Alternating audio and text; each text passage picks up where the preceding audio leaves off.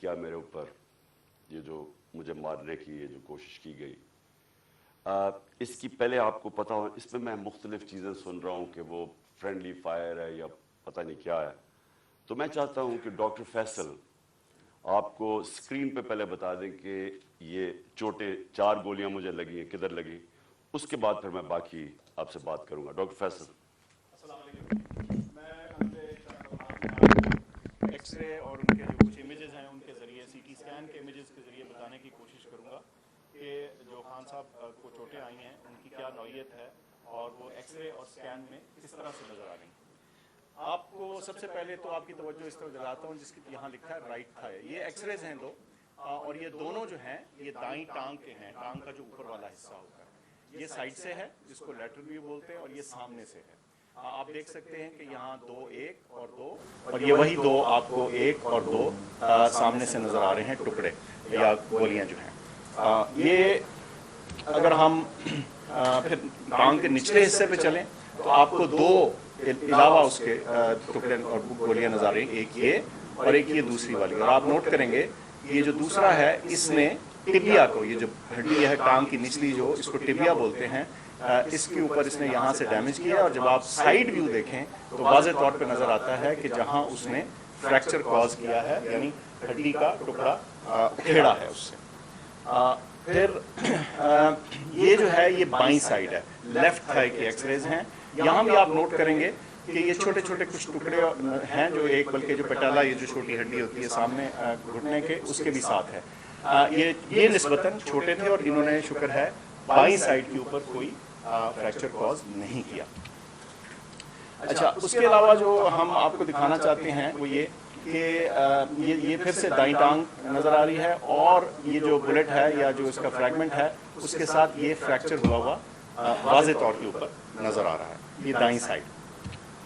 اچھا اسی طرح میں جو بہت اہم بات ہے آپ کو دکھانا چاہتا ہوں وہ یہ کہ اس اسکین کے اندر یہ جو آپ کو یہ دائیں ٹانگ ہے اور یہ جو لکیر نظر آ رہی ہے یہ یوں چلتی ہوئی یہ والی یہ دائیں سائڈ کی مین جو آرٹری ہوتی ہے شریان ہے یہ وہ ہے. اور اس کے آپ دیکھ سکتے ہیں کہ ادھر اور اس کے بالکل قریب دوسری طرف جو بلٹ کے فریگمنٹس ہیں وہ نظر آ رہے ہیں. اس سے واضح ہوتا ہے کہ یہ جو ہماری مین آرٹری گزر رہی ہوتی ہے شریان گزر رہی ہوتی ہے اس کے کتنے قریب یہ ٹکڑے موجود ہیں. ایکسپلین تو کریں نا. اس کا یہ جو بڑی شریان ہوتی ہے ٹانگ کی ظاہر ہے اس نے پوری ٹانگ کو بلڈ سپلائی کرنی ہوتی ہے، اس کے ذریعے بہت سارا خون جاتا ہے اور خدا نہ خواستہ اگر اس شریان کو کوئی انجری ہو یا یہ کٹ جائے تو پھر بہت تیزی سے بلیڈنگ ہوتی ہے. اور آپ کو میں نے دکھایا بڑا واضح طور پہ صاف نظر آ رہا ہے کہ یہ اس شریان اس آرٹری کے کتنا قریب یہ ٹکڑے موجود تھے. ان کو نکال دیا گیا سرجری کے ذریعے دائیں طرف سے اور 4 فریگمنٹ یا ٹکڑے جو ہیں ادھر سے نکالے جا چکے ہیں اور وہ جسے کہتے ہیں ہمارے پاس موجود ہیں. اور بائیں طرف سے کوئی ہمیں ٹکڑا نکالنے کی ضرورت اس لیے نہیں پڑی کہ وہ کسی میجر اسٹرکچر کو ٹچ نہیں کر رہے تھے یا خطرہ نہیں ڈال رہے تھے یا پوٹینشلی خطرہ نہیں ڈال رہے تھے. تو یہ جو 4 فریگمنٹ ہیں ان کی تصاویر بھی آپ کو دکھائی ہیں، اسکینز بھی، اور ان کی جو نوعیت ہے اور ان کا خطرے کی نوعیت ہے وہ بھی آپ کے سامنے میں نے رکھی. بہت شکریہ. جی شکریہ. کون سا کیمرہ جس میں نے بات کی؟ اس میں. جی اچھا جی اس کے اوپر تو میں بعد میں آتا ہوں کہ یہ جو اٹیک کیا گیا اس کی میں تفصیل آپ کو بعد میں بتاتا ہوں، کیونکہ مجھے ایک دن جانے سے پہلے پتہ چل گیا تھا کہ یا انہوں نے وزیر آباد اور یا گجرات میں پلان کیا ہوا تھا مجھے مارنے کا، اور تو وہ اس کی میں تفصیل آپ کو بعد میں بتاؤں گا. اس سے پہلے میں صرف اپنی قوم کے سامنے ایونٹس رکھنا چاہتا ہوں جو پچھلے 6 مہینے میں ہوئے ہیں. یہ ضرور آپ کو سمجھنا ہے کہ اس قوم سے ہوا کیا ہے. مارچ 6 یا 7 کو مراسلات ہے. ڈونلڈ لو ایک American under secretary of state حکم کرتا ہے پاکستان امبیسڈر کو، بلکہ اس کو دھمکی دیتا ہے کہ اگر عمران خان کو نہ ہٹایا تو پاکستان کو مشکلات کا سامنا کرنا پڑے گا، اور اگر ہٹا دیا تو سب کچھ ٹھیک ہو جائے گا. اور اگلے دن اور نو کانفیڈنس موشن، عدم اعتماد کی تحریک جمع کروائی جاتی ہے اسمبلی میں، اور دیکھتے دیکھتے سارے ہمارے لوگ، ایک منڈی لگتی ہے سندھ ہاؤس میں، اور لوگ بیٹھنا شروع ہو جاتے ہیں. یہ یاد رکھیں کہ گورنمنٹ کبھی ہارتی نہیں ہے نو کانفیڈنس. وہ کیوں نہیں ہارتی؟ کیونکہ گورنمنٹ کے پاس گورنمنٹ کے وسائل ہوتے ہیں. ہمارے پاس گورنمنٹ کا پیسہ ہوتا ہے. ہم چاہتے تو منڈی لگی ہوئی تھی نا، وہ 20 کروڑ 25 کروڑ آفر کر رہے تھے، ہم زیادہ پیسے دے دیتے. گورنمنٹ کا پیسہ تھا جو پہلے ہوتا رہا ہے. اور یہ جو پیسہ انہوں نے استعمال کیا یہ بھی چوری کا پیسہ تھا. یہ کوئی ڈکلیئرڈ پیسہ تو نہیں تھا، یہ بلیک کا پیسہ تھا، یا انہوں نے سندھ گورنمنٹ کا پیسہ خرچ کیا. تو انہوں نے خرید لیے لوگ. ہم نے پرنسپل فیصلہ کیا کہ ہم اس آکشن کے اندر حصہ نہیں لیں گے، کیونکہ اگر ہم گورنمنٹ کا پیسہ استعمال کرتے ہیں تو ہم لوگوں کا پیسہ، عوام کا پیسہ چوری کرتے ہیں، جو عوام کی ان کا حق ہے. گورنمنٹ گر جاتی ہے.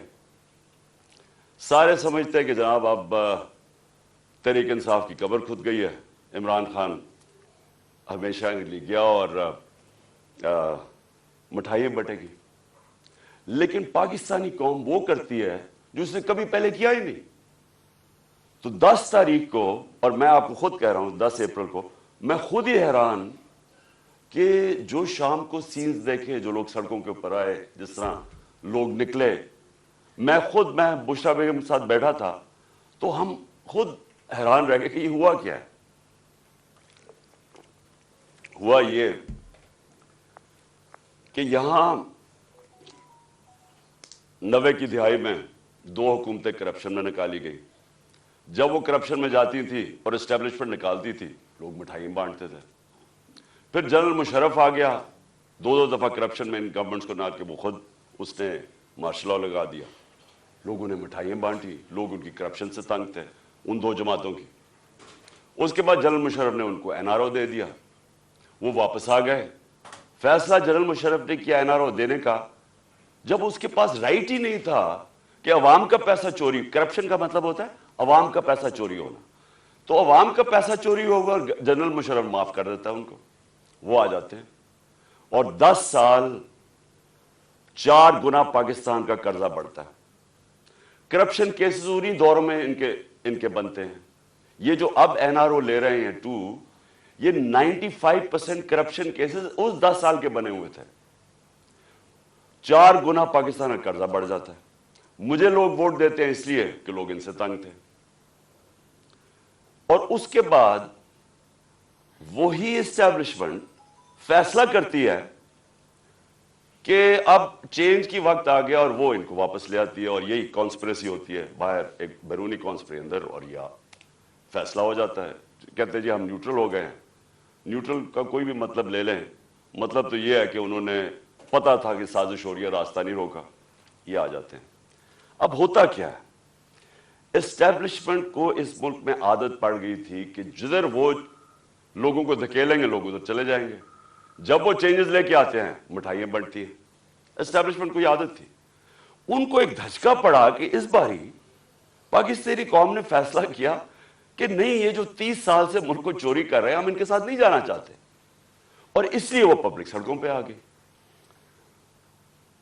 میں نے عوام سے میں اٹھا ہوا ہوں. میں نے تو میری کسی ملٹری اسٹیبلشمنٹ کے اندر میری پارٹی تو نہیں بنی تھی، جس طرح نواز شریف بنا تھا یا جس طرح ذوالفقار علی بھٹو بنا تھا. میں تو 22 سال سٹرگل کر کے عوام سے اوپر آیا تھا. تو میں نے تو عوام میں واپس جانا تھا. اور عوام نے جس طرح میں اب کیا کہوں، میری پذیرائی کی، جس طرح انہوں نے میری حوصلہ افزائی کی، میں تو خود ہی اس پہ بھی حیران رہ گیا. گرمی کی انتہا. یعنی اس باری اپریل اور مئی دنیا میں کہتے ہیں کہ پاکستان سب سے گرم ملک تھا، اتنی گرمی تھی. اور ایک سے ایک بڑا جلسہ پبلک نے آنا شروع ہو گیا.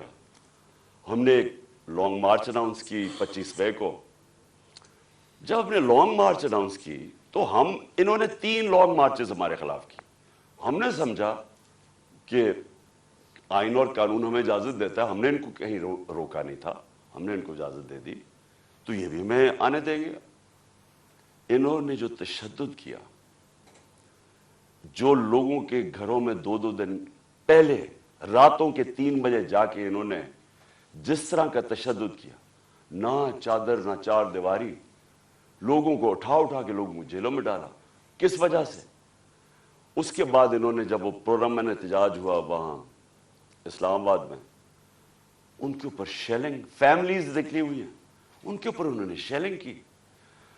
और हम हैरान कि क्या इनके लिए जायज है लॉन्ग मार्च और हमारे लिए नहीं है? ऊपर से पहले आप बैरूनी साजिश के तहत आए, फिर सारे चोरों को ऊपर बैठा दें, हम एहतजाज करें तो हमें भेड़ बकरियों की तरह डंडे मारे। तो उसके बाद इन्होंने समझा कि पार्टी बिल्कुल ही खत्म हो जाएगी, मम्मी डैडी पार्टी है, यहाँ तो औरतें बच्चे आते हैं, तो इन्होंने समझा कि खत्म हो जाएगी। और ये समझे नहीं पाकिस्तानी कौम को, क्योंकि बंद कमरों में जब फैसले होते हैं आपको नहीं पता कि ग्राउंड के ऊपर क्या हो रहा होता है। जो इंफॉर्मेशन ये लेते हैं, अगर इनकी इंफॉर्मेशन ये करेक्ट होती तो इस मुल्क में इतने ज्यादा हादसे ना हुए होते। इंफॉर्मेशन किधर से आती है, ग्राउंड का सिचुएशन नहीं पता। जब देख रहे हैं कि पब्लिक निकली हुई है और उन्होंने रिजेक्ट कर दिया इनको, कौम नजर आ रहा है कि इंपोर्टेड गवर्नमेंट को रिजेक्ट कर रही है, बजाय वो साइंस देखने के लिए जिस तरह भेड़ बकरियों को मार मार के सीधे नहीं करते, वो शुरू हो गया करना। बाय इलेक्शन आया 17 जुलाई को। 17 जुलाई के बाय इलेक्शन में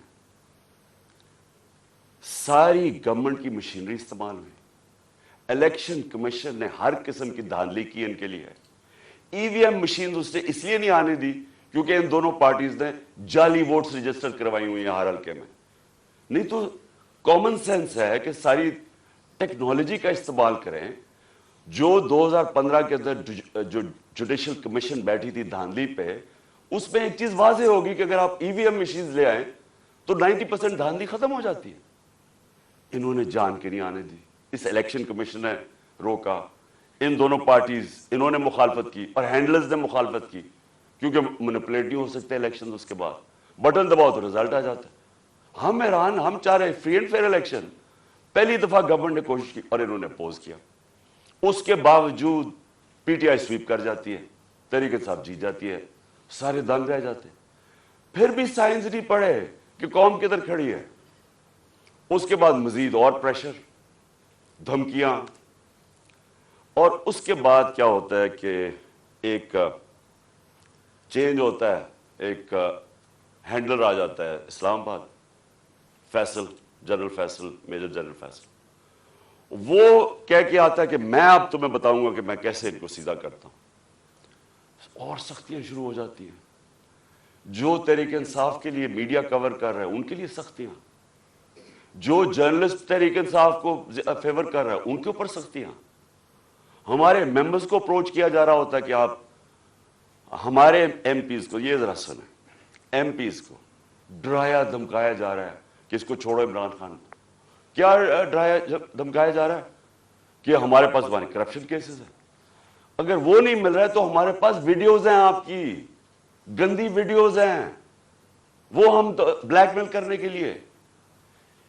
ये तमाशा हो रहा पाकिस्तान में कि हमारी अपनी एजेंसीज अपनी डेमोक्रेटिक प्रोसेस को चलने नहीं दे रही और ये इस्तेमाल कर रही है। बजाय रियलाइज करें कि आपने गलती कर दी है। लोग चोर नहीं एक्सेप्ट कर रहे हैं, उसके बावजूद एक गलती को दोहराते जा रहे हैं और फोर्स करते जा रहे हैं लोगों को। धमकियां आनी शुरू हो गई। मुझे तब पता चला कि मेरे ऊपर एक इन्होंने प्लान बनाया, क्योंकि आप रुक, अच्छा, फिर इलेक्शन कमीशन को इस्तेमाल किया जा रहा है, किसी तरह इमरान खान को डिस्क्वालीफाई करो। फॉरेन फंडिंग केस, पता चला वो फॉरेन फंडिंग ही नहीं है, उसको हमें लटकाया कि फॉरेन फंडिंग में अब पार्टी जाएगी। पता चला वो प्रोहिबिटिव फंडिंग है, उसके अंदर पार्टी डिस्क्वालीफाई नहीं हो सकती। उधर से चेंज करके तोशा खाना आ गए। तोशा खाना का सारा रिकॉर्ड तोशा खाना के अंदर पड़ा है। जो चीज भी है वो उसके अंदर पड़ी है, उसमें कोई गुंजाइश ही नहीं है चोरी की। अगर आप है तो वो एकदम पकड़े जाती है। तोशा खाना केस चला गया, उसमें जी अब तोशा खाना में डिस्क्वालीफाई कर देता है। वो वकील जाके उससे पूछ रहा है कि किस बेसिस पे एक इलेक्शन कमीशन डिस्क्वालीफाई कर दी। क्यों जी? वो वहां नवाज शरीफ का हुक्म आया हुआ है कि इमरान खान को, हमें इकट्ठा लेवल प्लेइंग फील्ड दो, वो आदमी जो अरबों रुपया इस मुल्क का चोरी करके बाहर लेके जाता है, जो हुदैबा पेपर मिल्क, ये हुदैबा पेपर मिल्क समझ लें, इसहाक डार ने जज के सामने अपनी फ्री विल से स्टेटमेंट दी हुई है, जिसको सेक्शन 164 कहते हैं। 164 बयान जो है वो जेल में नहीं दिया जाता, वो आप जज के सामने जाके कन्फेस करते हैं कि ये मैंने किया है। तो ये 25 अप्रैल 2000 में इसहाक डार वहां बयान देता है कि मैं शरीफ खानदान के लिए पैसे चोरी, इनके चोरी का पैसा मनी लॉन्डर करता हूं इंग्लैंड। वहां काजी फैमिली के बेनामी अकाउंट्स खोले जाते हैं, शरीफ फैमिली का वहां से, और फिर रेमिटेंसेस दिखा के पाकिस्तान आता है और शरीफ फैमिली के अंदर चला जाता है। यानी सीधी सीधी चोरी। हुदैबा पेपर मिल्क में एनआरओ मिल जाता है, डिस्पाइट कि वो इसहाक डार कह रहा है कि मैं कन्फेस कर रहा है कि मैं मनी लॉन्डर हूं शरीफ खानदान का, और इनको बता रहा है कि करप्ट है, एनआरओ मिल जाता है। वो नवाज शरीफ जो फिर एवंसफील्ड अपार्टमेंट उसकी पैनामा पेपर्स के अंदर पकड़ी जाती है, तस्लीम कर देता है हमारी। अब पैसा किधर से आया वो बता नहीं सकते, कभी कतरी खाता आ जाता है, फिर एक कोई फेक डीड आ जाती है, ट्रस्ट डीड, वो क्लेबरी फॉन्ट वाली, झूठ पे झूठ बोले जा रहे हैं। आज तक एक डॉक्यूमेंट नहीं बताई कि लंदन के सबसे महंगे इलाके में 4 अपार्टमेंट्स आपकी जो आप तस्लीम कर रहे हैं हमारी हैं, और कह रहे हैं कि जनाब इमरान खान को और मुझे एक ही तरह लेवल प्लेइंग फील्ड दो। इमरान खान ने अपने लंदन का फ्लैट 34-35 साल पहले लिया, क्रिकेट खेलता था इंटरनेशनल। अदालत ने जब मांगा सारा रिकॉर्ड दिया। रिकॉर्ड का मतलब कि एक 40-40 साल के कॉन्ट्रैक्ट्स दिखाए गए, किधर से पैसा आया, कैसे फ्लैट खरीदा, बेचा कितने का, मनी ट्रेल पाकिस्तान बैंकों के थ्रू पैसा आया। और मुझे उससे कंपेयर कर रहा है जो अरबों रुपए की प्रॉपर्टीज बाहर रखी हुई है, बेटों की प्रॉपर्टी बाहर है, वो बेटा अलहदा, वो जो हसन शरीफ बता ही नहीं सकता कि 9-10 अरब के घर किधर से आया, और वो कह रहा है कि लेवल प्लेइंग फील्ड। तो लेवल प्लेइंग फील्ड क्या है कि इलेक्शन कमीशन अब मुझे डिस्क्वालीफाई करे, और वो डिस्क्वालीफाई करे तोशाखाना केस। अब को 8 दफा इलेक्शन कमीशन ने हमारे पीटीआई के खिलाफ फैसला दिया, 8 दफा हम अदालत में गए हैं, और 8 दफा अदालत ने ओवरटर्न किया इलेक्शन कमीशन का फैसला। अब हम फिर अदालत में जाएंगे, और मैं आपको यकीन दिलाता हूं कि इसको इतनी शर्मिंदगी होगी, और इसमें शर्म नहीं है इस इलेक्शन कमीशन में, क्योंकि ये नून लीग के घर, नवाज शरीफ के घर का नौकर है, और भी हैंडल होता है पीछे से। ये बिल्कुल ये इसके ऊपर मैं फिर केस करूंगा, हरजाना करूंगा इसके ऊपर, क्योंकि उसके मेरे पर गलत इल्जाम लगाया है। और फिर एफआईए केसेस कर रही है। एक पॉलिटिकल पार्टी जिसने लीगल फंड रेजिंग की है पाकिस्तान में, वो तहरीक इंसाफ है। 40,000 का हमारा डेटाबेस है, किसी पार्टी के पास है ही नहीं, इनके पास कोई डेटाबेस ही नहीं है। अच्छा, वो इनसे पूछ ही नहीं रहा कि किधर से आपने पैसे इकट्ठे किए। जिस पार्टी ने पैसे इकट्ठे किए उनसे पूछ रहा है। अच्छा, वो जवाब भी दे रहे हैं। अब वो क्या कर रहे हैं कि जिन्होंने 10-10 साल पहले पैसे दिए थे पीटीआई को, उनको एफआईए कांटेक्ट करके उनको हरास कर रही है, ताकि पीटीआई के जो डोनर्स हैं वो भाग जाए पीटीआई से, कि पैसा ना इकट्ठा कर सके पीटीआई। वो पार्टी जो पब्लिक से पैसा, जो सारी दुनिया में होता है, उस पार्टी को बंद करने की कोशिश कर रहे हैं। वो जो 2 पार्टीज बता ही नहीं सकती कि पैसा किधर से इकट्ठा करते हैं, और इसका वर्ड है क्रोनी कैपिटलिज्म।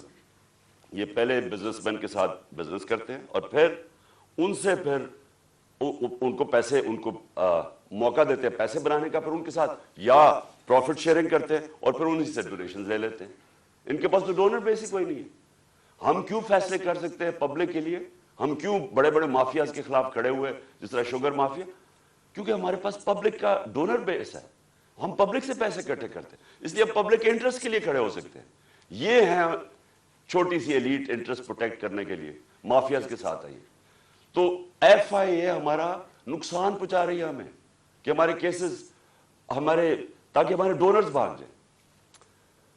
उसके अलावा इन्होंने सहाफ़ियों से क्या किया? जब से ये आए हैं Faisal, general Faisal, major general, जो सहाफ़ियों से किया इन्होंने, ये पाकिस्तान, मुशर्रफ के मार्शल लॉ मुझे याद है, मुझे उसने जेल में डाला, लेकिन मुशर्रफ का मार्शल लॉ लिबरल था। इसके मुकाबले में जो आजकल हो रहा है, जो सहाफ़ियों से हो रहा है, जो इमरान रियाज, उसको पकड़ के जेल में, फिर एयाज अमीर उसको मार पटवाई, जलील करवाया, समी इब्राहिम सीनियर रिस्पेक्टेड लोग, उसको गुलाम हुसैन चौधरी तकरीबन 80 साल का, उसको पकड़ के जेल में डाल दिया। और जो अरशद शरीफ से किया, यानी ये कौम कभी माफ ही नहीं करेगी उन लोगों को जिन्होंने अरशद शरीफ मेरी नजर में पाकिस्तान का नंबर 1 इन्वेस्टिगेटिव जर्नलिस्ट था और नंबर 1 क्रेडिबिलिटी थी। सबको पता था कि ये बिकता नहीं है, सबको पता था इसका खौफ किसी से नहीं। उससे जो किया है, मुल्क से बाहर भाग, मुझे पता है उसके पीछे कौन पड़ा हुआ था। अरशद शरीफ के घर वालों को पता है कि कौन पड़ा हुआ था उसके पीछे, सहाफियों को पता है कि कौन उसके पीछे पड़ा हुआ था, कि क्यों उसको मुल्क छोड़ के जाना पड़ा, और फिर क्यों वो दुबई से आगे जाना पड़ा उसको। सबको पता है कि कौन पीछे पड़ा हुआ था उसके। और जो उसकी शहादत हुई, ये इस मुल्क की तारीख का मैं समझता हूं अफसोसनाक मोड़ है कि जितनी सहाफत ऊपर चली जाती है, माशरे को वो लिफ्ट कर देती है, माशरे के वैल्यूज लिफ्ट कर देती है, माशरे को अमर बिल मरूफ पे लगा देती है। ये सहाफियों का काम होता है, मोरालिटी माशरे की रेज करे। और जिधर कौन आजकल फेवरेट्स बने हुए हैं, लिफाफे, जो ज़मीर बेचने वाले सहाफी, जिनकी क्रेडिबिलिटी कोई नहीं है। आप सिर्फ ये देख लें कि किन लोगों की आज व्यूअरशिप ऊपर है और किन की नीचे है, आपको पता चल जाएगा अवाम किधर खड़ी। अवाम बेवकूफ नहीं है। ये जो अवाम आपको बार बार मैसेजेस बता रही है कि वो एक अब्राहम लिंकन की सेइंग है कि you can't fool all the people all the time. थोड़ा वक्त सबको पागल बना सकते हैं, सारा वक्त कभी कोई इंसान नहीं, माशरा पागल नहीं बन सकता। तो लोगों को पता है क्या हो रहा है और लोग बता रहे हैं। फिर इलेक्शन हुआ, बाय इलेक्शन हुआ हमारा, 9 सीटों पे मैं खड़ा हुआ, सिर्फ एक पॉइंट बताने के लिए कि अवाम किधर खड़ी। 9 सीटों में से 8 जीता। ये वर्ल्ड रिकॉर्ड है, दुनिया में कभी एक पार्लियामेंटेरियन 12 सीटें नहीं एक असेंबली में जीता। फिर अवाम बता रही है वो किधर खड़े हैं, लेकिन नहीं, अवाम की नहीं सुननी। किसी तरह इमरान खान को डिस्क्वालीफाई करो, किसी तरह इसके ऊपर केसेस बनाओ, किसी तरह इसको गंदा करो, इसके ऊपर मड स्लिंगिंग करवाओ, इसको साबित करो कि जनाब ये भी बाकियों की तरह है, और ये साबित करो कि जनाब यहां पॉलिटिशियंस ये तो सारे एक ही तरह के हैं और जो भी फैसला होगा वो पीछे बैठ के हैंडल्स करेंगे। लेकिन जब इन्होंने देखा जलसे रिकॉर्ड, मैं पता नहीं 60-70 कितने जलसे कर बैठा हूं, मैंने कभी पाकिस्तानी कौम को ऐसे नहीं निकलते देखा। इलेक्शन रिजल्ट्स आपके सामने, इन्होंने फैसला किया, और फैसला पहले किया मुझे मरवाने का। 4 लोगों ने बंद कमरे में फैसला किया मुझे मरवाने का। मैं टीवी पे जाके लोगों को बताया कि इन्होंने फैसला किया। मैंने वीडियो बनाई, 4 लोगों के नाम मैंने दिए, मैंने वीडियो बाहर रखी हुई है कि अगर मुझे कुछ हुआ ये वीडियो रिलीज करेंगे, ताकि ये 4 लोग, ये ना हो कि यहां हमेशा कोई मर जाता है तो उसका कोई पूछता नहीं है बाद में। तो मैं कहा ताकि कौम, दुनिया को पता हो, मेरे मुल्क को पता हो कि किसने ये किया है। उसके बाद ये फैसला, ये बंद कमरों में कि इसको अब किसी तरह इमरान खान को मारो।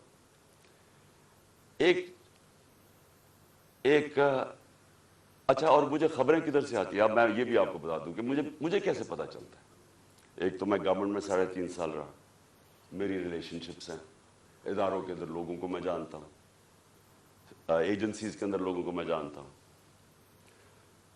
वैसे जो इदारों के अंदर, सारे इदारों के अंदर جو باہری اکثریت ہے وہ سب متنفر ہے جو ہو رہا ہے پاکستان کے ساتھ، جو انہوں نے 6 مہینے میں کیا ملک کے ساتھ، جو مہنگائی کے اندر لوگوں کے حالات ہیں، معیشت نیچے جا رہی ہے، انڈسٹری نیچے جا رہی ہے، ایکسپورٹس نیچے جا رہی ہے، ٹیکس کلیکشن نیچے جا رہا ہے، ریمیٹنسز نیچے جا رہی ہے، جو کسان ہیں، جو ریکارڈ ہماری 17 سال میں گروتھ ریٹ تھی ایگریکلچر میں، زراعت میں 4.5%، وہ آج نیچے چلے گئے۔ تو لوگ ان سے تنگ ہیں، اور لوگ مجھے بتاتے ہیں کہ یہ کیا سازشیں چل رہی ہیں۔ تو دوسری انہوں نے سازش کیا کی، انہوں نے، اور اس کے اوپر اب میں آنے لگا ہوں، یہ جو ہوا، یہ جو مجھے یہ گولیاں لگی، یہ سازش کیا تھی؟ انہوں نے فیصلہ کیا کہ ایک ایسا سلمان تاثیر ٹائپ قتل کرو عمران خان۔ اس کے اوپر پہلے اسے کہو کہ جناب یہ اس نے مذہب کی توہین کی ہے یا توہین رسالت کی ہے، اس کے اوپر کوئی انہوں نے ٹیپس ٹوپس بنائی، انہوں نے وہ ریلیز بھی کی، وہ لوگ چلائے، اور وہ نون لیگ کے لوگ اس کو پروجیکٹ کرنا شروع ہو گئے۔ پتہ تھا مجھے کہ کون اس کو پروجیکٹ کر رہا ہے۔ ہمیں یہ اتنا آسان ہے آج کل کے زمانے میں پتہ چلوانا، کیونکہ یہ تو ڈیجیٹل ورلڈ ہے، آپ پتہ چلوا سکتے ہیں کس اکاؤنٹ سے چیزیں پروجیکٹ کی جا رہی ہیں۔ تو یہ پہلے تو یہ پروجیکٹ کیا گیا کہ عمران خان نے دین کی توہین کی ہے۔ اس کے بعد پلان ان کا یہ تھا، جو انہوں نے کیا اس دن یہ وزیر آباد میں، کہ کہیں گے جی دینی انتہا پسند عمران خان کو قتل کر دیا، جس طرح سلمان تاثیر کو کیا، کیونکہ اس نے کوئی مذہب کی توہین کر دی۔ یہ پلان بنا، میں نے یہ پلان جلسے کے اندر 24 سپٹمبر کو عوام کے سامنے رکھا، اور میں یہ چاہتا ہوں کہ یہ بالکل اسی اسکرپٹ کے اوپر ہوا جو کہ وزیر آباد میں ہوا ہے۔ تو یہ پہلے ذرا میں چاہتا ہوں آپ سارے یہ ذرا ایک دفعہ دیکھیں کہ یہ ہوا کیا تھا، یہ میں نے کیا کہا تھا 24 سپٹمبر کو۔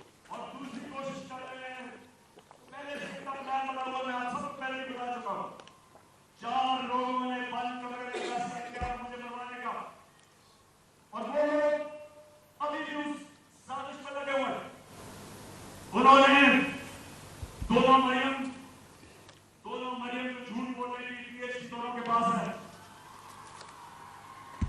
ان کو جاوید الدین کو انہوں نے ان سے پریس کانفرنس کروائی، اور پریس کانفرنس کروائی ایسی کہ عمران خان خدا را خواستہ اس نے مذہب کی توہین کی ہے، اور پھر ان کی کوشش ہے کہ اس کی وجہ سے اگر کوئی بھی میرے اوپر واردات ہو تو کہیں گے کہ مذہبی ضروری نے کر دیا، کہیں گے کہ کوئی دینی تحفظ نے اس کو مراد دیا۔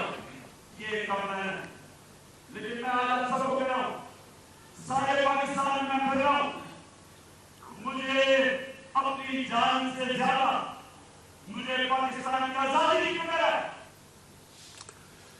24 سپٹمبر یہ جلسے میں نے کہا، پلان کا مجھے پتا چل گیا تھا، اور یہ جو وزیر آباد ہوا، اب میں آپ کو وزیر آباد پہ آتا ہوں کہ یہ ہوا کیا۔ انہوں نے لانگ مارچ، ہم جلسے کرتے ہوئے ہم نے لانگ مارچ کا فیصلہ کیا، لانگ مارچ سے ڈر گئے، پبلک انہوں نے دیکھ لی تھی کہ ہمارے ساتھ ہیں، اور انہیں پتا تھا کہ میں نے اب جو غلطیاں کی تھی پچھلی باری، اور مجھے پتا چل گیا تھا ان کا پلان ہے، میں نے اب ایک اور پلان بنایا ہوا تھا، اور میں آج یہ ابھی اینڈ میں آپ کو بتاؤں گا کہ مارچ کا کرنا کیا ہے۔ لیکن مجھے پتا تھا کہ جو عوام نے نکلنا ہے اس باری، چاہے یہ جتنی مرضی پولیس بلا لیں، چاہے رینجرز بلا لیں، چاہے ٹیئر گیس شیلز تیاری کر لیں، جب عوام کا سمندر نکلتا ہے، وہ کہتے ہیں no power can stop an idea whose time has come۔ جب ایک نظریے کا وقت آ جاتا ہے اس کو کوئی نہیں روک سکتا۔ تو ان کو، مجھے پتا تھا کہ اسلام آباد میں، اور انشاءاللہ یہ میں ثابت کروں گا، اتنی پبلک نے آنا ہے کہ اس ملک کی تاریخ میں کبھی پبلک اتنی نکلی نہیں ہے، اور وہ یہ بھی خوفزدہ تھے، ہیں بڑے بزدل، آپ کو پتا ہے کرپٹ لوگ، دو قسم کے لوگ بڑے بزدل ہوتے ہیں، ایک ظالم اور ایک کرپٹ، یہ ہمیشہ بزدل ہوتے ہیں۔ کرپٹ اس لیے کہ انہوں نے پیسہ بچانا ہوتا ہے, کیونکہ انہوں نے چوری کا پیسہ بنایا ہوتا ہے. سارا وقت ڈر ہوتا ہے کہ کہیں چوری کا پیسہ نہ چلا جائے, اور وہ پھر اس پیسے کو بچانے کے لیے ہر انتہا پہ جاتے ہیں. اور دوسرے جو ظالم لوگ ہوتے ہیں, ظالم ہمیشہ بزدل ہوتا ہے کیونکہ وہ ڈرپوک ہوتا ہے, وہ ظلم کرتا ہے لوگوں پہ. اب 3 لوگوں نے یہ پلان بنایا, اور مجھے کہا یہ وہ 3 لوگ نہیں ہیں جو 4 لوگوں کے میں نے نام پہلے بتائے تھے جنہوں نے پہلے فیصلہ کیا تھا, جن کے اوپر میں نے ٹیپ بنائی. یہ 3 اور ہیں. مجھے کیسے پتا چلا؟ مجھے پھر اندر سے لوگوں نے بتایا. ایک دن پہلے, وزیر آباد سے پہلے, انہوں نے جب دیکھا کراؤڈ بڑھتے جا رہے ہیں, اور ایسے کراؤڈز کے کبھی پاکستان میں نظر نہیں آئے جی ٹی روڈ کے اوپر, انہوں نے پلان بنایا مجھے مارنے کا. اور یہی اسکرپٹ, دینی انتہا پسند کچھ کرے گا, عمران خان تو بڑا دین کے خلاف ہے, اس سے تو اسلام دشمنی کوئی نہیں ہے. یہ تو یہ پلان بن گیا. اور 3 لوگوں نے بنایا. سب سے پہلے رانا ثناءاللہ. رانا ثناءاللہ نے کیوں بنایا؟ کیونکہ رانا ثناءاللہ ایک قاتل ہے. رانا ثناءاللہ اور شہباز شریف نے جب ماڈل ٹاؤن میں وہ 12 لوگوں کو قتل کیا تھا اور 70 لوگوں کو گولیاں لگی تھی, سب کے سامنے نہتے لوگوں کے اوپر گولیاں چلائی تھی ماڈل ٹاؤن. وہ کیوں چلائی تھی؟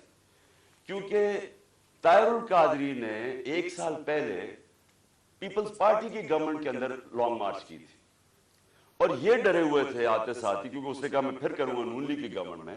یہ ڈرے ہوئے تھے. انہوں نے وہ جو ظلم کیا وہاں ماڈل ٹاؤن میں, یہ دونوں شہباز شریف اور رانا ثناءاللہ, اور یہ کیا کہنا چاہتے تھے؟ یہ پیغام دینا چاہتے تھے, خوف طاری کرنا چاہتے تھے کہ کہیں وہ اسلام آباد نہ آ جائے, وہ پبلک نہ نکل آئے. تو انہوں نے وہاں لوگوں کو قتل کیا. یہ رانا ثناءاللہ, اس نے یاد رکھے لانگ مارچ سے بچنے کے لیے لوگ قتل کروائے تھے ماڈل ٹاؤن کے. اسی رانا ثناءاللہ کے اوپر عابد شیر علی, ان کے منسٹر کے باپ نے, کا 18 قتل کیے اس نے. قبضہ گروپ اور ہر قسم کی, یہ 2 نمبر کام کرتا ہے فیصل آباد میں, سب فیصل آباد جانتا ہے اس کو. تو ان کے اس کے لیے کوئی جان, انسانی جان کی اہمیت نہیں ہے. ان کے لیے صرف اپنے مقصد اور پیسہ اور چوری. دوسری طرف شہباز شریف, شہباز شریف کے اوپر ہیومن رائٹس واچ کی رپورٹ ہے یا ایمنسٹی انٹرنیشنل کی رپورٹ ہے. 1990 یعنی 1997 میں جب چیف منسٹر تھا اور 99 تک جب چیف منسٹر آیا, اس نے کوئی 900 قتل کروائے تھے پولیس مقابلے میں. عابد باکسر نے ٹی وی کے اوپر آ کے سٹیٹمنٹ دی تھی کہ یہ کیسے لوگوں کو مرواتا تھا پولیس مقابلے میں. یہی شہباز شریف جب اس کا ایف آئی اے میں 16 ارب کا جو کیس تھا اور 8 ارب کا اس میں نیب میں, تو جو 16 ارب کی کیس تھے, جو نوکروں کے ملازموں کے نام میں رمضان شوگر مل کے انہوں نے پیسہ لیا اور پھر اپنے خاندان میں بانٹا, انہوں نے 5 ملازموں کو وہ مرے ہارٹ اٹیک سے. 2 آتے ساتھ ہی 2 مہینے میں 5 گواہ مرے. اور جو چھٹا ڈاکٹر رضوان تھا جو انویسٹیگیٹ کر رہا تھا ان کی ایف آئی اے کی, جس نے انویسٹیگیٹ کیا تھا یہ ان کا جو فیک اکاؤنٹس اور یہ جو نوکروں کے نام پیسہ لیا تھا, وہ بھی ہارٹ اٹیک سے مرتا. یہاں ڈاکٹر بیٹھے ہوئے آپ کو بتائیں گے کہ ایک طریقہ ہوتا ہے انڈیوسڈ ہارٹ اٹیک کا, پتہ بھی نہیں کسی کو چلتا کیا ہو. تو کبھی کسی نے انویسٹیگیٹ نہیں کیا کہ آتے ساتھ ہی لوگ ایک دم 2 مہینے میں 6 لوگ ہارٹ اٹیک کیسے مر گئے. کبھی کسی نے یہ نہیں انویسٹیگیٹ کیا کہ رانا ثناءاللہ کے اوپر جو کوئی ایک کسٹم آفیسر کیا وہ کوئی اس کا انویسٹیگیٹ, اس کی کوئی انویسٹیگیشن تھی, اس نے کیسے ایک دم خودکشی کر لی. اس کے بعد یہ 2 انہوں نے اس پلان کے اندر یہ شامل ہوئے, اور ساتھ مل گیا ان کے general major general Faisal. Faisal کیوں؟ فیصل اس لیے مل گیا, ایک تو ڈرٹی ہیری کہ اوپر وعدہ کر کے آیا تھا کہ فکر نہ کرو میں ان کو ٹھیک کرتا ہوں, آپ میرے پہ چھوڑ دیں, میں ان کو اس پارٹی کو ٹھکانے لگاتا ہوں. اور اس جو میں نے شروع میں بتایا کہ دھمکیاں یہ وہ जो इसने जुल्म करना है, सोशल मीडिया के लोगों को, बच्चों को उठा लें कि तुमने ये क्यों किया, मार के फेंटा फूटा लगा के उनको घर ले आए, घर भेज दे। खौफ फैलाया हुआ कि फिक्र ना करो, जिस तरह हम कोई दुश्मन है, हम कोई बैरूनी लोग हैं जो कि मुल्क के गद्दार हैं, इस तरह ट्रीट किया। तहरीक इंसाफ जो मदद करे ये जनाब फैसल साहब हम करेंगे। और इसने क्या किया, पहले शहबाज गिल, उसको इसने उठाया, टॉर्चर किया, उसको नंगा किया, तस्वीरें खींची, तशद्दुद किया, और उसका जो अभी तक वो रिकवर नहीं किया जो उसे किया। उसके बाद एक सलमान फारूकी जर्नलिस्ट, उसको पकड़ के वही नंगा कर, जमील फारूकी, उससे वो हुआ। फिर आजम स्वाति से जो हुआ,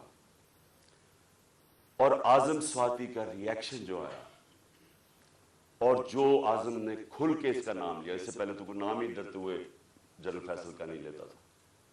आजम स्वाति उस जगह पे पहुंच गया कि उसने कहा कि इससे बेहतर है कि मैं मर जाऊं, जो इन्होंने मुझे जलील किया, बच्चों अपनी पोती और पोतों के सामने मारा, 75 साल के आदमी को। फिर उसको हवाले किया इन्होंने ये FIA ने हवाले किया इसके जनरल फैसल के लोगों को। इसने फिर उसके ऊपर नंगा करके उसको जलील किया और मारा।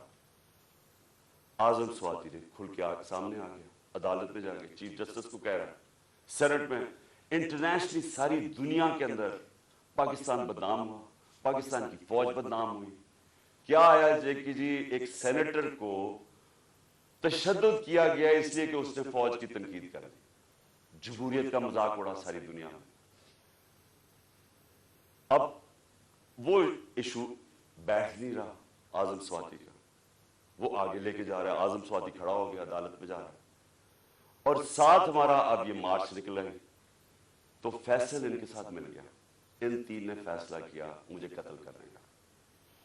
और फिर हुआ क्या, अब मैं आपको डिटेल्स देता हूं उस दिन हुआ क्या। उस दिन मैं जब कंटेनर पे था तो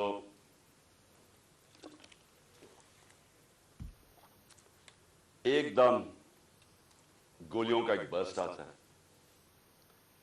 मेरी टांग पे गोलियां लगती हैं, मैं गिर जाता हूं, और जब मैं गिर रहा होता हूं तो दूसरा बर्स्ट आता है। ये एक बर्स्ट इधर से आता है और दूसरा बर्स्ट आगे से आता है, दो आदमी थे। और जब मैं गिर रहा होता हूं तो मेरे ऊपर से गोलियां जाती हैं, यानी कि अगर ये सिंक्रोनाइज कर देते, मेरे ख्याल में इनका इसमें मैंने बचना ही नहीं था। अगर ये दोनों जो मेरे किन्नर ने इकट्ठे अगर मारना था तो उसने इधर से मारना था, तो ये तो जिधर से इसने मारना था इसने बचना ही नहीं था, क्योंकि सामने से मारना था, वो साइड से मारा था। तो जब मैं गिर रहा था तो ऊपर से गोलियां गई, और फिर भी क्योंकि मैं गिर गया था, मेरे ख्याल में उसने सोचा होगा, ऊपर जो बैठा हुआ था उसने सोचा कि अब ये मार गया, और वो वहां से चला गया। अब जो चीज समझने की है वो ये कि एक तो पकड़ा गया जुनूनी, उसको कहा जी ये तो बड़ा कोई दीनी जुनूनी, कोई इंतहा पसंद है। ये इंतहा पसंद नहीं है, इसके पीछे पूरा प्लान था। ये प्लान पूरा हम अब अनकवर करेंगे, और मैं आपको बताऊं इसके साथ और लोग मुलव्वस हैं, और ये प्लान अब का नहीं पहले का बना हुआ है। और वो जो असल लोग हैं जिन्होंने वहां से गोलियां चलाई थी, जिन्होंने असल में इसका फिर भी मैं बच जाता, उन्होंने मारना था, और ये आदमी और हमें नुकसान पहुंचाता। दो हीरो ना निकल आते, एक तो शहीद मोहज्जम, मैं उसको आज सलाम पेश करता हूं, दो बच्चों के साथ गया हुआ, वो मेरी और दूसरा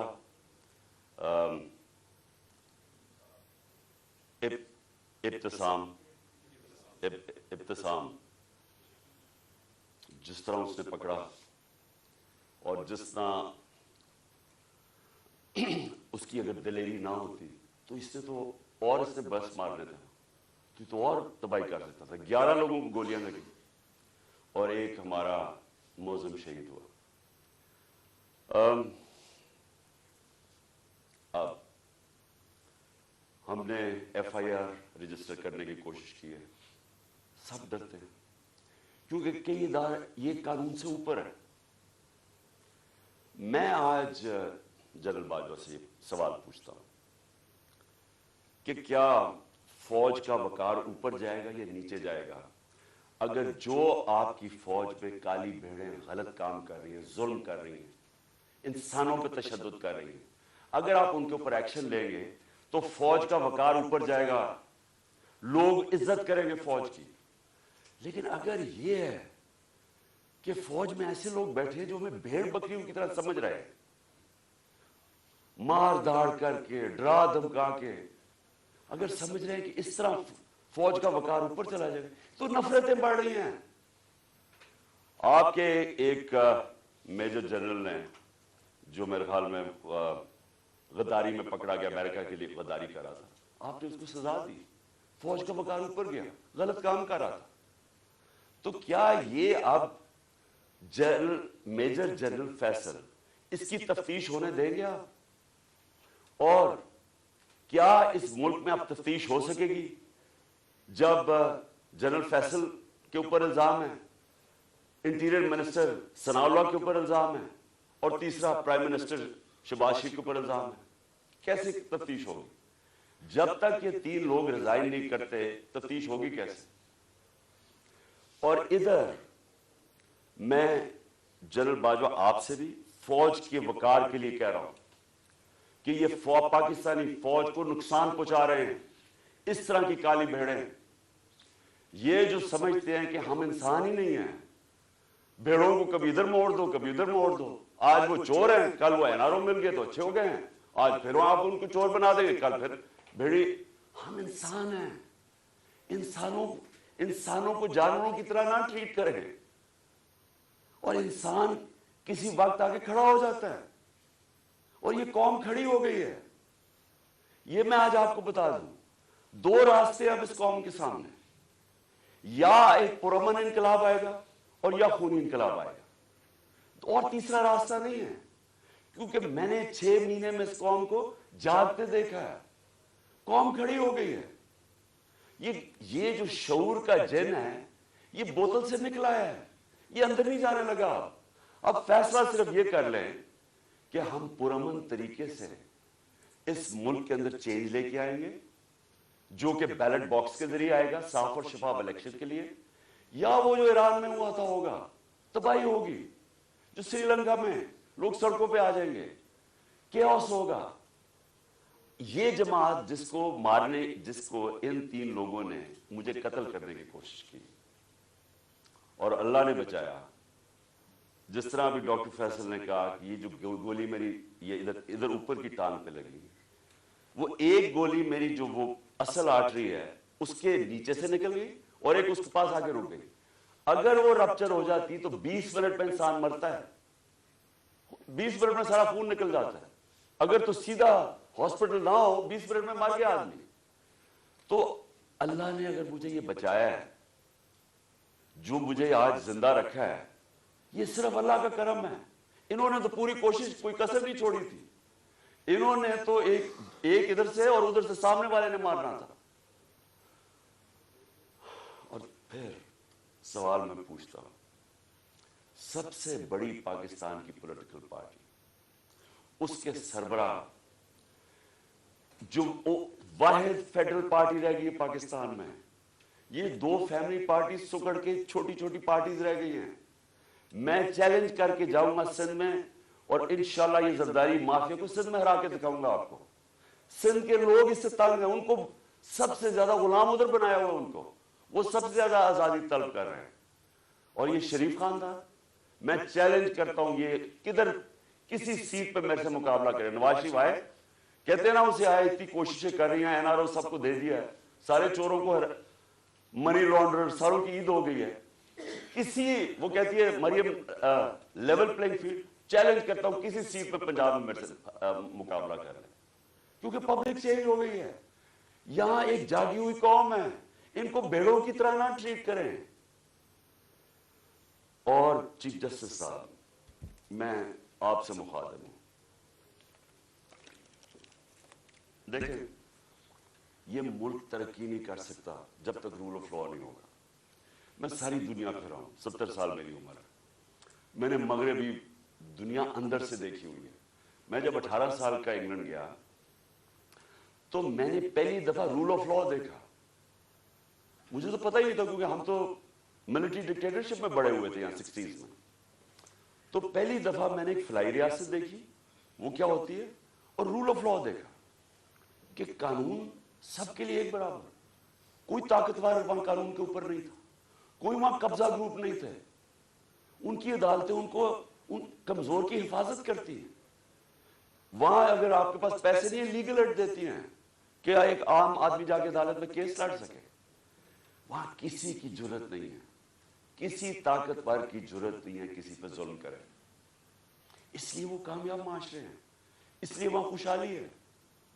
میرے سامنے میری زندگی میں دیکھتے دیکھتے سنگاپور جو ایک پاکستان کا مقابلہ ہی نہیں کوئی کر سکتا تھا. پاکستان سب سے تیزی سے ترقی کر رہا تھا 60s میں. ہم تو مثال تھے دنیا کی. اور کہاں سنگاپور ہمارے ساتھ ہمارے سے نیچے شروع ہوا. آج ہمارا جو پر کیپٹا انکم ہے وہ پتہ نہیں $2000 ہوگا, سنگاپور کا $60,000 ہے. کیونکہ ان کے اسٹیٹسمین لی کوان یو نے سب سے پہلے زور لگایا قانون کی بالادستی قائم کرنے کے لیے. اور اس نے جب قانون کی بالادستی ہوتی ہے تو کرپشن ختم ہوتی ہے. کرپشن تب ہوتی ہے جس ملک کے اندر قانون کی حکمرانی نہیں ہوتی, جب کوئی قانون سے اوپر نہیں ہوتا, جب کسی کو این آر او نہیں ملتا, جب لوگوں کو پتا ہوتا ہے کہ آپ جرم کریں گے, آپ جتنے بھی طاقتور آپ کو سزا ملے گی.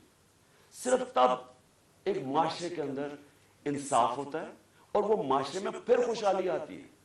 ہمارے نبی صلی اللہ علیہ وسلم نے مدینہ کے اندر غربت تھی لیکن انہوں نے پہلے انصاف قائم کیا, عدل اور انصاف. فلاحی ریاست بنائی اور عدل انصاف قائم کیا. رحم دل ریاست بنائی اور عدل انصاف قائم کیا. اس کے بعد خوشحالی آئی, پہلے خوشحالی نہیں آئی. ہم کیوں نہیں آگے بڑھ رہے؟ میں ابھی آپ کے سامنے مثال دے رہا ہوں کہ ملک کی سب سے بڑی پارٹی کا جو سربراہ ہے اس کو انصاف نہیں مل رہا. اس کو ایسے جو میرے سے چیف جسٹس صاحب جو 6 مہینے میں میرے سے کیا گیا ہے, میں آپ کو یقین دلاتا ہوں کہ کوئی ملک اپنے دشمن سے نہ کرے. میں وہ پاکستانی ہوں, اس ملک کے سارے ہائیسٹ سول ایوارڈ جیتے میں نے. سب جانتے ہیں کرکٹ کی دنیا میں نے پاکستان کی عزت بڑھائی, کم نہیں کی. یہ شوکت خانہ میں بیٹھا ہوں, یہ انٹرنیشنل راؤنڈ ہاسپٹل ہے, 75% کینسر کے مریضوں کا مفت علاج کرتا ہے, سب سے بڑا خیراتی ادارہ ہے. دوسرا پشاور میں کھولا ہے, تیسرا کراچی میں کھول رہے ہیں جو اس سے بھی بڑا ہوگا.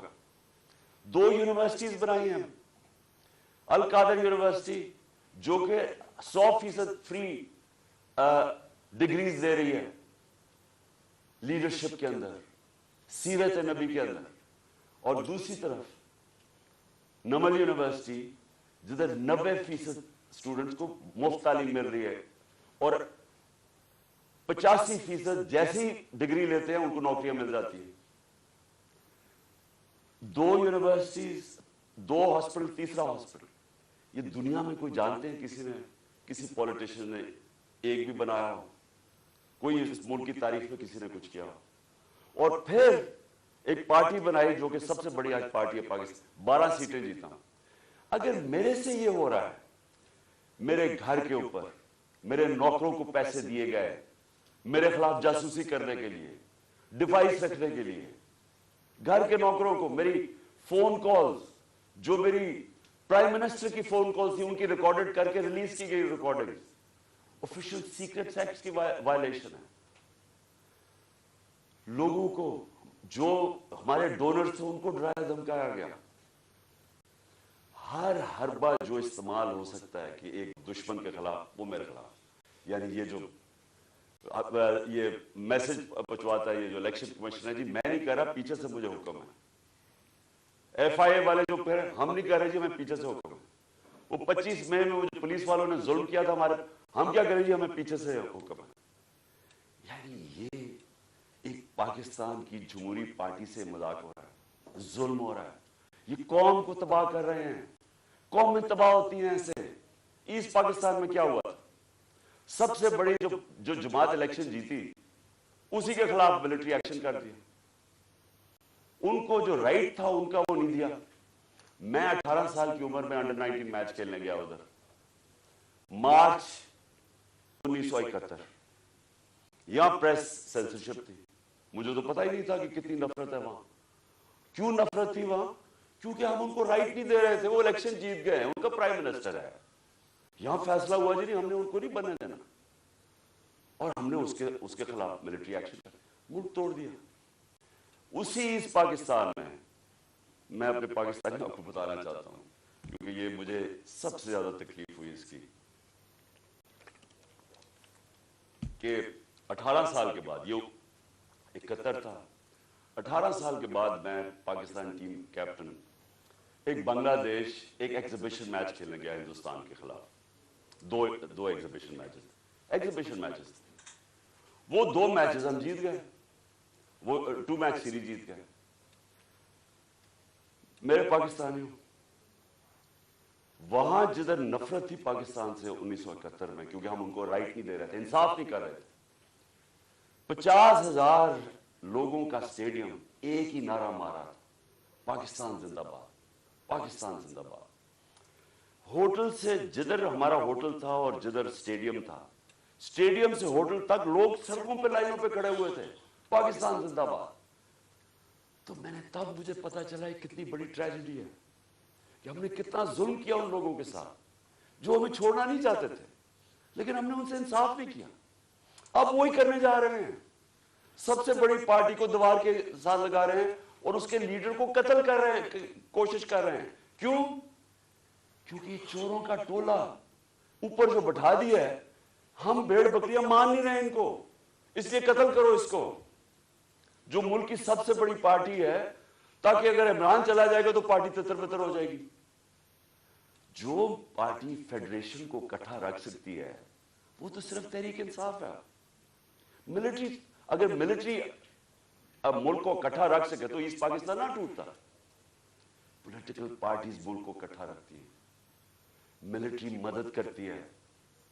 ये उल्टा जा रहा है। ये फिर कोई तारीख से हमने कुछ नहीं सीखा। क्या होगा? मुझे पता था, जिस दिन मैं निकल रहा था, मुझे पता था कि या आज या कल इन्होंने मेरे पे कोई वारदात करी है, क्योंकि मुझे पूरी मैसेज आई कि जनाब इन्होंने, अब मुझे कहा कैंसिल कर दे, अब ना जाए, इन्होंने मार देना आपको। पहले तो मैंने सोचा कि क्या ये वाकई करेंगे, क्या ये वाकई ये कर लेंगे कि ये एक मुल्क की, एक कौम को नुकसान पहुंचाएंगे अपने छोटे छोटे मफादात के लिए, वो अपने पैसे बचाने के लिए, क्योंकि उनको सारा डर ये है कि अब ये जो चोरी का पैसा है, ये जो NRO है हमने जो ले लिया है, अब कहीं इमरान खान आके इसको रिवर्स ना कर दे बस, तो उन्होंने तो कत्ल और जाना सलाम, इनसे क्या एक्सपेक्ट करते हैं। लेकिन ये जो फौज का जनरल, ये इनके साथ मिलके, और ये जो हमारे से हुआ है 6 महीने, मैं अपनी कौम से सवाल पूछता हूं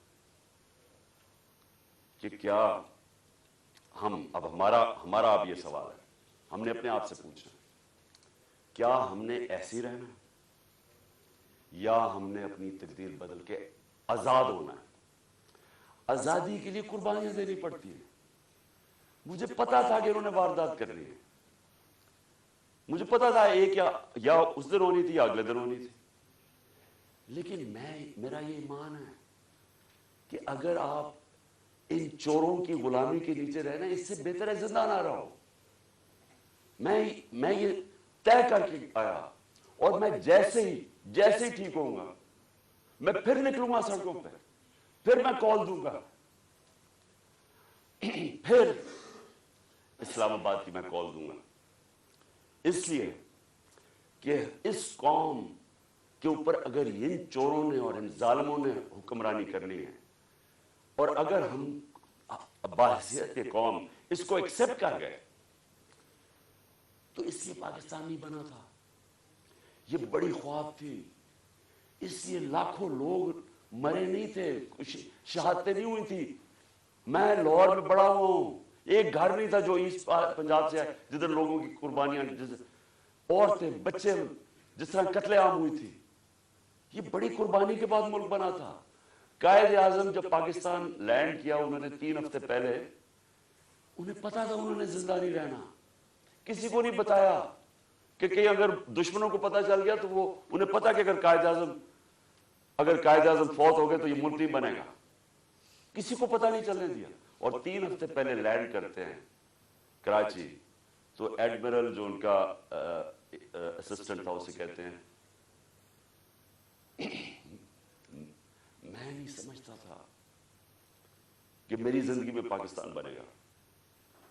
اس لیے نہیں بنا پاکستان کہ چوروں کی ہم غلامی کریں، یہ ظالموں کی جو لوگوں پہ تشدد کرتے ہیں. آپ کو پتا ہے اعظم سواتی کو جب اس کے اوپر تشدد کر رہے تھے اسے کیا کہہ رہے تھے کہ یہ عمران خان کو بتاؤ کہ اس کو ہم اس طرح ننگا کر کے ماریں گے.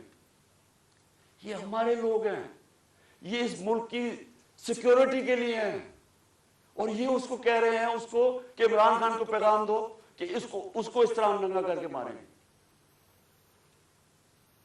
پنڈی کا وہ مسٹر وائی جو ملتان کا ہے، مسٹر وائی بیٹھا ہوا ہے، وہ ہمارے ایم پیز کو بلا کے کہہ رہا ہے کہ دیکھو یہ پی ٹی آئی کی کوئی فیوچر نہیں ہے اور عمران خان کو تو ہم نے وہ کرنا ہے جو اعظم سواتی سے کیا.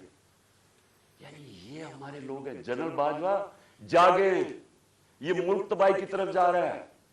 یہ اگر آپ نے ان کے اوپر کالی بھیڑوں پہ ایکشن نہ لیا، یہ نفرتیں بڑھتی جائیں گی، یہ قوم ٹوٹنے کی طرف جائے گی.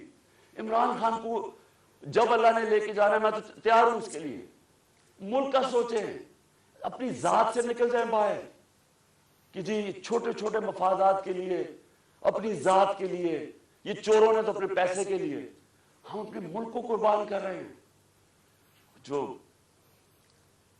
لوگ سڑکوں پہ ہیں ان کی شکلیں دیکھیں، ان کی آنکھیں دیکھیں، آپ کو نظر آئے گا کہ یہ تلاش میں ہے کہ وہ پاکستان جدھر یہ آزادی سے رہے، جدھر کوئی کسی کو اجازت نہ ہو کہ کمزور کے اوپر کوئی ظلم کرے.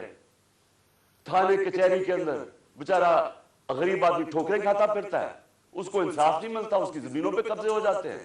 اور یہ بڑے بڑے ڈاکو ہر باری آ کے اپنی ساری چوری معاف کروا لیتے ہیں.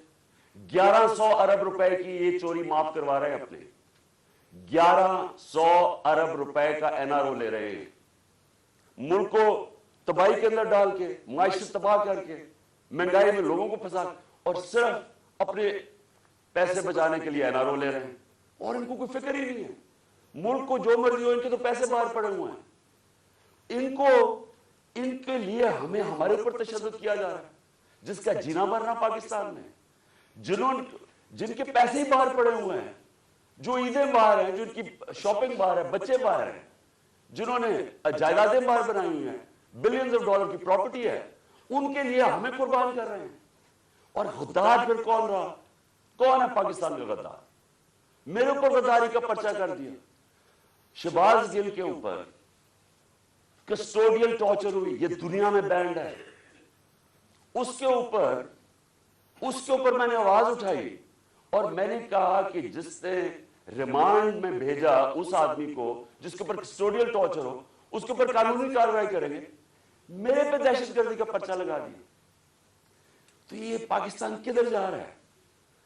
ہم وہ خود بھولے نا، جو قوم اپنے نظریے سے ہٹتی ہے وہ مر جاتی ہے. ہمارا تو نظریہ تھا، ہمارا نظریہ ہے اسلامی فلاحی ریاست جو مدینہ کی ریاست کے اوپر بیس کرنی تھی. علامہ اقبال کی شاعری تو پڑھنے ساری، وہ سارا وقت جگاتا رہا. علامہ اقبال غلام مسلمانوں کو جگانے کی کوشش کر رہا تھا کہ غلاموں کی کوئی زندگی نہیں ہے، پرواز صرف شاہین آزاد کی ہے. اور آزادی تب آتی ہے جب انصاف ملتا ہے. انصاف جب تک نہیں ملتا وہ قوم آزاد نہیں ہوتی. یا انصاف ہی نہیں ہے چیف جسٹس صاحب. یا میں آپ کو گارنٹی کرتا ہوں کہ جب تک یہ ریزائن نہیں ہوں گے تفتیش ہی نہیں ہو سکتی. تینوں تو وہ ملوث ہیں جن کے نیچے تفتیش ہے. تو چیف جسٹس صاحب اس ملک کو بچائیں. آپ کو آپ کی بڑی ذمہ داری ہے. اللہ جتنا بڑا ہمیں مقام دیتا ہے اتنی بڑی ہمیں ذمہ داری ڈالتا ہے. آخرت میں ہماری ججمنٹ ہوگی کہ ہم جو اللہ نے ہمیں نعمتیں بخشی ہیں ان کو ہم نے کیسے استعمال کیا ہے, اپنی ذمہ داری انسانیت کے لیے پوری کی یا نہیں کی. اللہ آپ سے پوچھے گا کہ یہ جو اعظم سواتی جو اسے ہوا ہے کہ کوئی سو موٹو ایکشن نہیں لینا تھا, کیا یہ جو شہباز گل سے ہوا ہے کوئی آپ کی ذمہ داری نہیں ہے, کوئی رول آف لا نہیں ہے اس ملک میں, وہ تو آپ نے امپلیمنٹ کرنا ہے. اگر طاقتور کے لیے ایک قانون ہے, کمزور کے لیے دوسرا ہے, ملک کی تو فیوچر ہی کوئی نہیں ہے. کیونکہ میرے نبی صلی اللہ علیہ وسلم نے 1500 سال پہلے تقریباً انہوں نے کہہ دیا تھا کہ وہ قومیں جو کمزوروں کو, چوروں کو جیلوں میں ڈالتی ہیں اور طاقتور ڈاکوؤں کو پکڑتی نہیں ہیں وہ تباہ ہو جاتی ہے. آج ساری جو ڈیولپنگ ورلڈ ہے وہ کیوں غریب ہے؟ کیونکہ وہاں طاقتور قانون کے اوپر ہے. اور اگر سنگاپور اوپر گیا تھا تو ان کے سٹیٹس نے طاقتور کو قانون کے نیچے لے, اس کی سٹوری پڑھ لیں کہ کیسے اس نے سنگاپور کو اٹھایا. پہلے انصاف لے کے آیا, انصاف سے کرپشن ختم ہوئی اور اس کے بعد خوشحالی آ گئی. شیر شاہ سوری سب سے بڑا مانا جاتا ہے کہ یہ جو بادشاہ تھے ہندوستان کے سب سے بڑا. کیا کیا شیر شاہ سوری, کدھر سے شروع ہوا؟ جو اس کو جاگیر ملی بہار میں, اس نے کیا کیا, اس نے رول آف لا قائم کر دیا, اس نے سارے بڑے بڑے ڈاکوؤں کو ختم کر دیا, اس نے وہاں انصاف کر دیا. سارے تاجر ارد گرد کی جاگیروں سے چھوڑ کے تو شیر شاہ سوری کی جاگیر میں آ گئے, وہاں خوشحالی آ گئی کیونکہ وہاں انصاف تھا. ادھر سے وہ کھڑا ہوا اور ادھر سے اس نے جب ہندوستان کی سنبھالی جب حکومت, تو ادھر اس نے انصاف قائم کیا. اس لیے آج اس نے لوگوں کے جب انصاف آیا خوشحالی آ گئی. یہاں ہم رینگتے رہیں گے امریکنوں کے, کبھی ادھر ہاتھ جوڑ رہے ہیں کہ جی ہمیں ادھر سے پیسہ مل جائے, کبھی وہ چینیوں کے پاس جا رہے ہیں پیسہ مل جائے, اور کبھی ہم جی ہم تو ہم ماننا تو نہیں چاہتے لیکن ہم مجبور ہیں, ہم بڑے مجبور ہیں. تو 30 سال تو آپ دونوں فیملی حکومت کرتی رہی ہیں, تو کس نے مجبور کیا اتنا؟ کون اس ملک کو؟ یا جب سے یہ دو خاندان آئے ہیں ہندوستان بھی آگے نکل گیا, بنگلہ دیش ہمارے سے آگے نکل گیا. جب بنگلہ دیش بنا تھا تو لوگوں نے یہاں کہا جی بوجھ ہے ہمارے اوپر بنگلہ دیش میں, غربت بہت زیادہ ہے, وہ آگے نکل گیا ہمارے سے. جب سے یہ دو خاندان آئے ہیں تو کہتا جی ہم مجبور ہیں, ہم تو ماننے نہیں آئے لیکن ہم مجبور ہیں. آخر میں اپنے سارے پاکستانیوں کو جو پیغام دینا وہ یہ ہے کہ دیکھیں, آپ نے سب نے, میں نے فیصلہ کیا پھر سے کہ جیسے ہی میں یہاں سے ٹھیک ہوں گا میں سیدھا سڑک پہ, اور میں نے اسلام آباد کی کال دے دی. آپ سب سے میں صرف یہ کہتا ہوں کہ اپنے بچوں, اپنے مستقبل کے لیے آپ نے کبھی کمپرومائز نہیں کرنا اپنی آزادی کے لیے. غلام قوم دنیا میں اس کی عزت نہیں ہوتی. ہر ایک پاسپورٹ پوچھے ہمارے پاکستانیوں سے کیا ہوتا ہے, دنیا عزت نہیں کرتی اور وہ قوم اوپر ہی نہیں جا سکتی. اگر ہم نے یہ غلامی کر کے اوپر جانا تھا تو ہم کب 40 سال سے تو میں جانتا ہوں غلامی کر رہے ہیں. وہ کوئی امریکن آتا ہے اس کے پیر میں گر جاتے ہیں, کوئی گورا رنگ دیکھتے ہیں اس کے جوتے پالش کرنے شروع کر رہے ہیں. وہ جب سازش ہو رہی تھی تو مجھے یاد ہے کہ امریکن وہ عورت کوئی امریکن ایمبیسی سے مریم نواز کو ملنے گئی, وہ گھر سے باہر گئی اس کو ریسیو کرنے میں, اسے ایسے ملے جیسے کوئی برطانیہ کی پتہ نہیں کوئی ملکہ آ گئی. اس کے سامنے صرف لیٹ ہی نہیں گئے کہ میرے اوپر سے چل کے جاؤ, جا کے اس کے جوتے نہ گندے ہو جائیں. یہ اپنے آپ کو ہم ذلیل کرتے ہیں ساری جگہ دنیا کے اندر, کیونکہ ہم بیکاریوں کی طرح پھرتے ہیں, قومی غیرت کھو بیٹھے. اور کیوں نہیں ہم آگے بڑھ سکتے؟ کیونکہ انصاف نہیں ہے. انصاف نہیں ہے, خوشحالی نہیں ہے, انصاف نہیں ہے, آزادی نہیں ہے. تو میرے پاکستانیوں, آپ نے سب نے جب تک یہ 3 لوگ ریزائن نہیں کرتے آپ نے پروٹیسٹ کرنا ہے. آپ نے سڑکوں پر پروٹیسٹ کرنا, آپ کو آپ کا آئین رائٹ دیتا ہے. ظلم اور ناانصافی کے خلاف کھڑا ہونا آپ کا دین آپ کو حکم کرتا ہے جہاد کرنا ہے. جہاد کیا ہے؟ ظلم کے سامنے کھڑے ہونا, ناانصافی کا مقابلہ کرنا, اپنی آزادی کے لیے کھڑے ہونا. یہ آپ کا فرض ہے. اور اللہ نے کیوں کیا ہوا ہے؟ کیونکہ اللہ کو پتہ ہے کہ غلام کی کوئی پرواز نہیں ہے. تو انصاف آپ کو آزاد کرتا ہے, اور آزاد کی پرواز ہے. تو اس لیے آپ نے سب نے نکلنا ہے, آپ نے پوری طرح اس پروٹیسٹ کے اندر حصہ لینا ہے, اور ان تینوں کی ریزگنیشن مانگنی ہے. کیونکہ جب تک یہ تین ریزائن نہیں کرتے, یہ جو کیس ہے یہ آگے نہیں بڑھے گا, اس کی تفتیش نہیں ہوگی, کیونکہ کنٹرول کرتے ہیں سب کچھ ہے, ایف آئی اے, ساری ایجنسیز ان کے کنٹرول کے نیچے. تو کیسے انصاف ملے گا؟ جنرل باجوہ کو بھی کہنا, میں آپ کو آج کہہ رہا ہوں کہ یہ جو یہ فیصل, میجر جنرل فیصل کر رہا ہے, یہ اس ملک کو تباہی کی طرف لے کے جا رہا ہے. فوج اس ملک کی ضرورت ہے. ہم جو میری طرح کے لوگ آزاد سوچ ہی نہیں سکتے زندگی آزادی کے علاوہ, وہ چاہتے ہیں کہ ہماری فوج مضبوط ہو, کیونکہ مضبوط فوج ہی ہمیں آزاد رکھے گی. یہ کمزور کر رہا ہے فوج کو. ان حربوں سے ہماری فوج کمزور ہو رہی ہے. ہم جب تنقید کرتے ہیں یہ تعمیری ہے, یہ اپنی فوج کو کمزور کرنے کے لیے نہیں ہم کر رہے ہیں. ہم آپ کو آج کہہ رہے ہیں, ساری قوم آپ کو کہہ رہی ہے کہ یہ چوروں کے ساتھ ہم نے نہیں چلنا. قوم آپ کو بار بار کہہ رہی ہے. نہ یہ کریں کہ ہمیں ڈنڈے مار مار کے یہ فیصل کہ جی نہیں آپ نے بھیڑ بکریوں کی طرح ان کے ساتھ چلنا, نہیں چلنا انہوں نے, اور انتشار کی طرف جا رہا ہے قوم. سو مہربانی کریں, اس کو ریزائن کروائیں, اس کے اوپر پوری تفتیش کریں کہ اس نے کس قسم کا ظلم کیا ہے. اعظم سواتی کے اوپر جو ہوا ہے, جو شہباز گل کے اوپر ہوا ہے, جو جمیل فاروقی کے اوپر ہوا ہے, ننگا کر کے, کون سی قوم اجازت دیتی؟ کبھی سنا ہے امریکہ کے اندر, امریکہ کے اندر, یورپ میں کسی آزاد قوم میں سنا ہے کہ اس طرح آزادی رائے کے اوپر کسی کو ننگا کر کے ماریں اور پھر دھمکیاں دیں آگے سے کہ یہ بتا دو کہ عمران خان سے بھی یہی ہوگا؟ یعنی یہ ہماری ایجنسیز ہیں, ان کا یہ کام ہے کہ ملک کو ہی کمزور کرو. تو پروٹیسٹ ہوگا جب تک یہ تین ریزائن نہیں کریں گے. جیسے میں ٹھیک ہوں گا میں سڑک پہ پھر آ رہا ہوں, اور میں اسلام آباد کال دوں گا, آپ تیار رہیں. انشاءاللہ اللہ نے مجھے بڑا بچایا ہے, مجھے ایک نئی زندگی دی ہے, اور میرے میں عزم دے دیا ہے کہ میں اپنی قوم کی آزادی کے لیے پوری طرح لڑوں. پاکستان زندہ باد.